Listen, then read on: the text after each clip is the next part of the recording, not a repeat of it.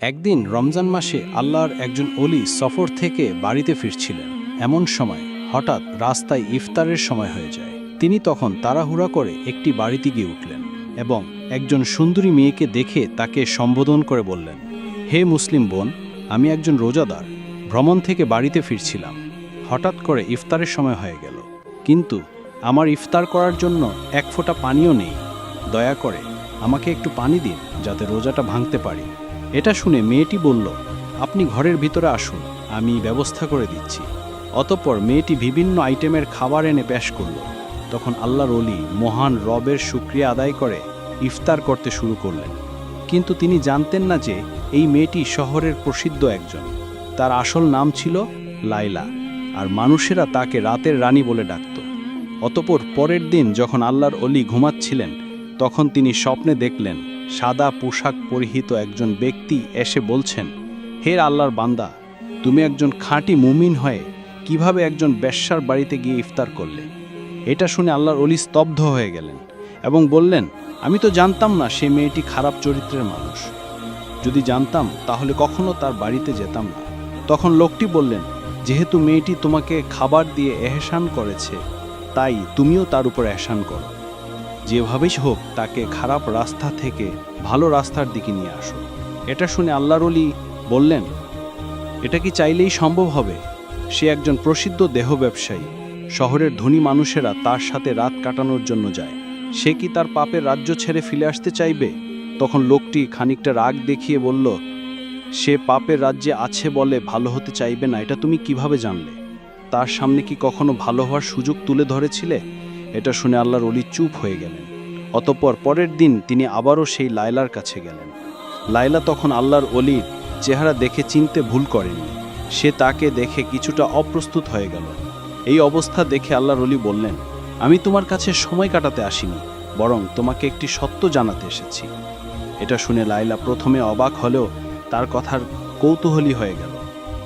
আল্লাহর ওলি তখন আবারও বললেন, আমি একজন সাধারণ মানুষ, এখনও আলোর দিশা খুঁজে বেড়াচ্ছি, আর তুমি এমন একজন মানুষ যে অন্ধকারে থেকেও আলোর দিকে ডাক পাচ্ছ।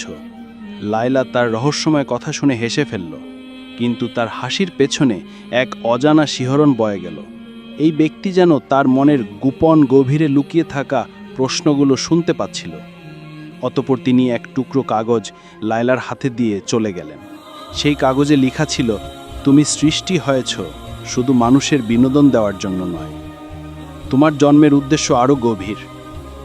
তুমি কি সত্যকে জানতে চাও? এটা পড়ে লায়লা চিন্তায় পড়ে গেল। গভীর রাতেও লায়লা ঘুমাতে পারল না। তার হৃদয়ের মধ্যে যেন এক ঝড় বয়ে যাচ্ছিল। সে ভাবছিল, এই ব্যক্তি আসলে কে? কেন সে আমার কাছে এসেছে? অতঃপর পরের দিন লায়লা সে লোকের সন্ধানে বের হয়ে যায়, কিন্তু বহু খোঁজাখুঁজির পরেও তার কোনো সন্ধান পেল না। অবশেষে লায়লা শহরের হাকিমের কাছে উপস্থিত হলো এবং সেই পথিক সম্পর্কে তথ্য জানতে চাইল। হাকিম প্রথমে অবাক হলেও পরে ফিসফিস করে বলল, লায়লা, এই লোক কোনো সাধারণ মানুষ নয়। তুমি কি জানো সেই ব্যক্তিকে? উত্তরে লায়লা বলল, না না, আমি শুধু জানি সে আমাকে প্রশ্নের জালে ফেলে গেছে। তখন হাকিম বলল, আসলে লোকটি একজন সাধক, তার নাম জায়েদ। বহু বছর আগে সে ছিল একজন ধনী ব্যবসায়ী, কিন্তু একদিন সবকিছু ছেড়ে দিয়ে সত্যের সন্ধানে সে বেরিয়ে পড়ে। সে কেবল তাদের কাছে যায় যাদের জন্য আল্লাহর কোনো পরিকল্পনা থাকে। এটা শুনে লায়লার হৃদয় কেঁপে উঠল। সে বিশ্বাস করতে পারছিল না যে তার মতো একজন নারীর জন্য আল্লাহর একজন ওলি এসেছিল। পর লায়লা হাকিমের কাছ থেকে আল্লাহর ওলির সন্ধান নিয়ে রওনা হয়ে গেল। এদিকে আল্লাহর ওলি একটি মসজিদে বসা ছিলেন। তিনি লায়লাকে আসতে দেখে সীমাহীন খুশি হলেন এবং কোমল কণ্ঠে বললেন, তুমি এসেছো তাহলে? আমার বিশ্বাস ছিল তুমি আসবে। তখন লায়লার শুকনো গলায় বলল, আপনি আমাকে এই প্রশ্নগুলোর সামনে দাঁড় করিয়ে দিলেন কেন? এটা শুনে আল্লাহর ওলি হেসে বললেন, কারণ তুমি জানো, তুমি শুধু এক রাতের সৌন্দর্য হওয়ার জন্য জন্মাওনি, বরং আল্লাহ তাআলা তোমাকে সৃষ্টি করেছেন ঘরের রানী হিসাবে। এই কথাগুলো যেন লায়লার হৃদয় কাঁপিয়ে দিল। তখন আল্লাহর ওলি আবারও বললেন, আচ্ছা লায়লা, তুমি এই ঘৃণ্য কাজে কিভাবে জড়িয়ে গেলে? একবারও কি নিজের আত্মসম্মানের কথা চিন্তা করলে না? এটা শুনে লায়লার ভিতরটা কান্নায় ফেটে যাচ্ছিল। সে কেঁদে কেঁদে বলল, কোনো মেয়ে স্বেচ্ছায় নিজের সম্মান বিলিয়ে দেয় না, পরিস্থিতি তাকে বাধ্য করে এই কাজে নিয়ে আসে। আমি ছোটবেলায় দুর্ভাগ্যবশত আমার মা বাবাকে হারিয়ে ফেলি। তারপর একজন ব্যবসায়ী আমাকে দত্তক নেয়, কিন্তু কিছুদিন পর সে আমার সাথে বিশ্বাসঘাতকতা করে এবং একটি পতিতালয়ে চড়া দামে বিক্রি করে দেয়। তারপর থেকে আমি একজন পতিতা। লায়লার কথা শেষ না হতেই হঠাৎ তাদের কাছে ছুটে এলো দুইজন অস্ত্রধারী লোক। তারা এসেই বলল, লায়লা তার পুরনো জীবনেই থাকবে। এই রাতের রানী কখনো আলোর পথ ধরতে পারে না। এটা বলেই একজন অস্ত্র নিয়ে আল্লাহর অলির কাছে এগিয়ে গেল। এই দৃশ্য দেখে লায়লার হৃদয় দপদপ করতে লাগলো। সে কি করবে কিছুই বুঝতে পারছিল না। একটা সময় লায়লা কাপা কণ্ঠে বলল, এই ব্যক্তিকে কোনো আঘাত করবে না, তার কোনো অপরাধ নেই, তোমরা বলো এখন তোমরা কি চাও। তখন একজন অস্ত্রধারী বলল, তোমার ফিরে আসা দরকার, তুমি আমাদের পতিতালয়ের জন্য একজন রত্ন, আমাদের শক্তির উৎস, তুমি যদি চলে যাও আমাদের অস্তিত্ব বিপন্ন হবে। এই কথা শুনে লায়লা খুবই কষ্ট পেল, নিজেকে একটা পরাধীন ব্যবসার পণ্য হিসেবে মনে হচ্ছিল। তখন আল্লাহর অলি নরম কণ্ঠে বললেন, লায়লা, মানুষের সত্যিকারের মূল্য তার অন্তরে লুকানো থাকে, তুমি যদি মুক্তি চাও তবে এখনই সিদ্ধান্ত নিতে হবে। তখন লায়লা গভীরভাবে শ্বাস নিল এবং শান্ত গলায় বলল, আমি আর সেই জীবনে ফিরতে চাই না। এই কথা শুনতেই একজন লায়লার দিকে ঝাঁপিয়ে পড়ল, কিন্তু তার আগেই আল্লাহর অলি সামনে এসে দাঁড়িয়ে গেলেন। তখন অস্ত্রধারী একটা সজোরে ধাক্কা দিয়ে আল্লাহর অলিকে মাটিতে ফেলে দেয়। এটা দেখে লায়লা চিৎকার করে উঠল এবং সাহস নিয়ে একটা পাথর দিয়ে আঘাত করলো লোকটির মাথায়। চোখের পলকে সে লায়লাকে নিয়ে দৌড় দিল। তারা সর্বোচ্চ শক্তি দিয়ে দৌড়াচ্ছিল আর পেছন থেকে শোনা যাচ্ছিল ধাওয়া করার আওয়াজ। কিন্তু লায়লার মনে এখন শুধু একটাই কথা, আমি মুক্তি চাই, আমি সত্য চাই। এক পর্যায়ে তারা একটি পুরনো বাড়িতে আশ্রয় নিল। আল্লাহর অলি জায়েদের কপাল থেকে রক্ত ঝরছিল, কিন্তু তার চোখে ছিল প্রশান্তি। তিনি ক্লান্ত গলায় বললেন, লায়লা, তুমি তোমার প্রথম যুদ্ধ জিতে গেছো। তখন লায়লা হাঁপাতে হাঁপাতে বলল, কিন্তু আমার পথ তো এখনো শুরুই হয়নি, না জানি আরো কি কি পরীক্ষা রয়েছে আমার জন্য। তখন জায়েদ মৃদু হেসে বললেন, এটাই তো আসল কথা, পথিকের যাত্রা কখনো এত সহজ হয় না। এদিকে শহরের অন্য প্রান্তে অস্ত্রধারীরা আবারও জড়ো হচ্ছিল।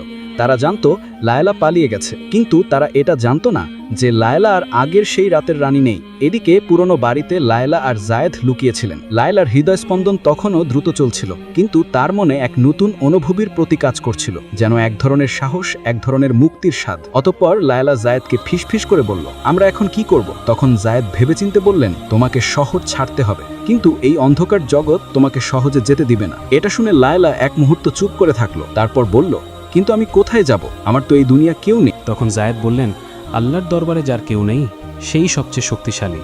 আল্লাহর উপর আস্থা হারা তিনি। ওয়াদা দিয়েছেন, কেউ যদি আল্লাহর রাস্তায় যাওয়ার জন্য চেষ্টা করে তাহলে তিনি অসংখ্য রাস্তা খুলে দিয়ে সাহায্য করবেন। অতঃপর তারা রাতের বেলা শহর ছাড়ার জন্য বের হয়ে গেল। কিন্তু কিছুক্ষণ যাওয়ার পর দেখতে পেল অদূরেই এই সীমান্তে অস্ত্রধারীরা টহল দিচ্ছে। এ দৃশ্য দেখে লায়লা এক গভীর শ্বাস নিল।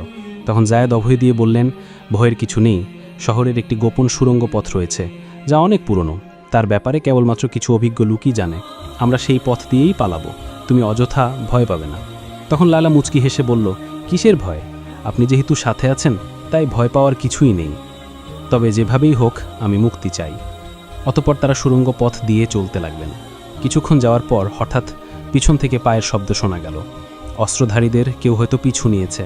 জায়েদ তখন লায়লার দিকে তাকিয়ে বললেন, এবার তোমার ওপর নির্ভর করছে লায়লা, তুমি কি সত্যের পথে এগোবে নাকি আবার অন্ধকারে ফিরে যাবে?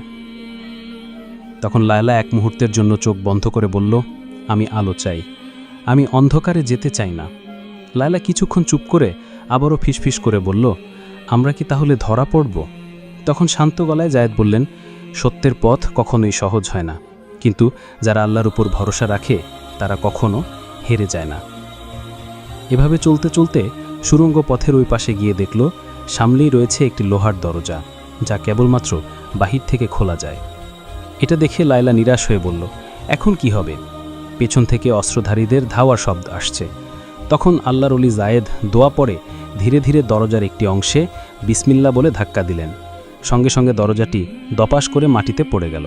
তখন তারা আলহামদুলিল্লাহ বলে বের হয়ে আসলেন।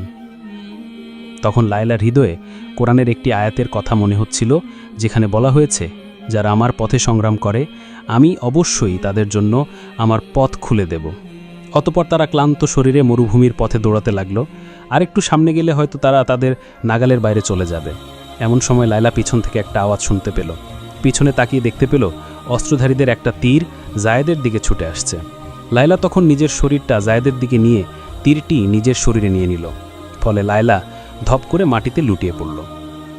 তখন জায়েদ বিস্ময়ে চিৎকার করে তার দিকে তাকিয়ে দেখলেন যে রক্ত তার জামা কাপড় ভিজিয়ে দিচ্ছিল, কিন্তু লায়লার চোখে ছিল প্রশান্তি। সে বলছিল, আমি এখন মুক্ত, আমি অন্ধকার থেকে বেরিয়ে এসেছি। ঠিক তখন ওই মরুভূমির গভীর থেকে কয়েকজন রহস্যময় মানুষ এসে হাজির হলো।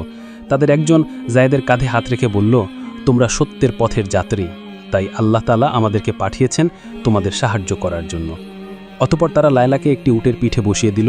তখন জায়েদ বিস্ময় হয়ে তাকিয়ে বললেন, তোমরা কে? উত্তরে একজন বলল, আমরা সেই পথিক যারা আলোর দিশা খুঁজে বেড়ায়, এবং আজ থেকে লায়লাও আমাদের একজন।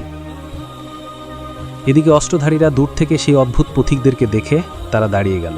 তারা আর এগিয়ে যেতে সাহস করল না। অতঃপর 3 দিন 3 রাত ধরে চলার পর তারা একটি ছোট্ট গ্রামে গিয়ে উপস্থিত হলেন। লায়লা তখন ফিসফিস করে বলল, আমরা কোথায় এসেছি? উত্তরে পথিকদের একজন বললেন, এটা হলো আশ্রয়স্থল, সত্য সন্ধানকারীদের জন্য একটা গোপন স্থান। অতঃপর লায়লা যখন গ্রামের ভেতরে প্রবেশ করল, তখন একজন বৃদ্ধা সামনে এসে বললেন, তুমি তো সেই মেয়ে যে অন্ধকার থেকে বেরিয়ে আসতে চেয়েছিলি। লায়লা তখন মাথা নিচু করে বলল, আমি জানি না আমি কি সত্যি এই জীবনের যোগ্য কিনা। তখন বৃদ্ধা এসে বললেন, আল্লাহর রহমত সব পাপের চেয়ে বড়, তুমি শুধু শুরু করো। অতঃপর লায়লা সেখানে নতুনভাবে জীবন শুরু করল। আল্লাহর ঐশী বাণী মানুষের কাছ থেকে শিখা আরম্ভ করল। অতঃপর একদিন জায়েদ তার কাছে গিয়ে বললেন, এখন থেকে তুমি শুধু লায়লা নও, তুমি একজন আল্লাহর নতুন দাসী। এটা শুনে লায়লা একটা শ্বাস ঠেলল, কোনো কিছুই বলল না। তখন জায়েদ তাকে বললেন, লায়লা তুমি কি এখনও ভাবছ? তখন লায়লা উত্তর দিল, আমি ভাবছি সত্যিকারের মুক্তি আসলে কি। তখন জায়েদ হেসে বললেন, মুক্তি তখনই আসে যখন তুমি তোমার রবকে নিজের থেকে বেশি ভালোবাসতে শিখবে। এটা শুনে লায়লার চোখ ভিজে গেল এবং বলল, তাহলে কি আমি সত্যি নতুন করে শুরু করতে পারবো? উত্তরে জায়েদ বললেন, নিশ্চয়ই, কারণ আল্লাহ তাআলা যার অন্তরকে খুলে দেন তার কেউ বন্ধ করতে পারে না। অতঃপর একদিন লায়লা একটি গাছের নিচে বসে কোরআন পড়ছিল। এমন সময় জায়েদ তার কাছে এসে বললেন, লায়লা, আমরা দীর্ঘ সময় একে অপরের পাশে থেকেছি। তোমার সাথে এই যাত্রা শুরু করা আমার জীবনের অন্যতম শ্রেষ্ঠ সম্মান, কিন্তু এখন আমি তোমাকে একটি প্রশ্ন করতে চাই। তখন জায়েদ বললেন, তুমি কি আমার সাথে আল্লাহর পথে এই জীবনের বাকি সময়টি কাটাতে চাও? এই কথা শুনে লায়লার চোখে পানি টলমল করতে লাগলো। তার হৃদয়ে এক অদ্ভুত শান্তি অনুভূত হচ্ছিল এবং সে বলল, আমি অবশ্যই চাই। আমি চাই আল্লাহর পথে আমাদের এই পথ চলা অব্যাহত থাকুক এবং আপনি আমার জীবনের অংশ হয়ে যান। তখন জায়েদ মিষ্টি হেসে বললেন, তাহলে আমি তোমাকে আমার জীবনসঙ্গী হিসেবে গ্রহণ করতে চাই। তুমি কি আমার স্ত্রী হতে চাও? এটা শুনে লায়লা আবেগাপ্লুত হয়ে পড়ল। কিছুই সে উত্তর দিতে পারছিল না, কিন্তু জায়েদ তার মনের অভিব্যক্তি ঠিকই বুঝে নিলেন। অতঃপর গ্রামের সবচেয়ে মুরব্বীদের উপস্থিতিতে তাদের বিয়ের আয়োজন করা হলো। লায়লা এবং জায়েদ একে অপরকে সসম্মানে বিয়ে করে নিলেন। ফলে আল্লাহর নামে শুরু হলো তাদের নতুন জীবন। প্রিয় বন্ধুগণ, ভিডিওটি ভালো লাগলে একটা লাইক দিবেন এবং কমেন্ট বক্সে অবশ্যই আপনার মূল্যবান মতামত জানাবেন।